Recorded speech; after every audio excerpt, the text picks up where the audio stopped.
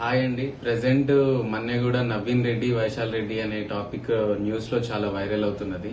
So ఆ నవీన్ రెడ్డి నేనే అండి. ఆ, నాకు కొన్ని పర్సనల్ హెల్త్ ఇష్యూస్ వల్ల నేను ఇంకా సరెండర్ కాలేదు.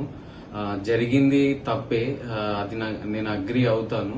బట్ దాని వెనకాల చాలా బాధ ఉందండి. ఏదైతే ఫ్యామిలీ ఇప్పుడు ప్రెస్ లో ఇప్పుడు నా మీద కథ చాలా స్టోరీస్ క్రియేట్ చేస్తున్నదో, సో ఆ ఫ్యామిలీ నన్ను ఎంత పెయిన్ అంటే ఆ సిచ్యువేషన్ అది తప్పు అయినా సరే నేను చేయాల్సి వచ్చింది అంటే ఆ, దాని వెనకాల ఎంత పెయిన్ ఉందనేది నేను మీతో ఒకసారి షేర్ చేసుకోవాలనుకుంటున్నానండి. సో ఫస్ట్ మేము బ్యాడ్మింటన్కి వెళ్ళే వాళ్ళం అండి. బ్యాడ్మింటన్కి వెళ్ళిన తర్వాత మేము వెళ్తుండగా సేమ్ అదే మా కోర్ట్కి వీళ్ళు వైశాలి అండ్ వాళ్ళ నైబర్స్ ఎవరైతే ఉన్నారో నైబర్స్ తో కలిసి వచ్చేవాళ్ళండి. ఆఫ్టర్ ఫ్యూ డేస్ వాళ్ళ నైబర్స్ క్విట్ చేయడం జరిగింది, తను ఒక్కతే రావడం జరిగేది.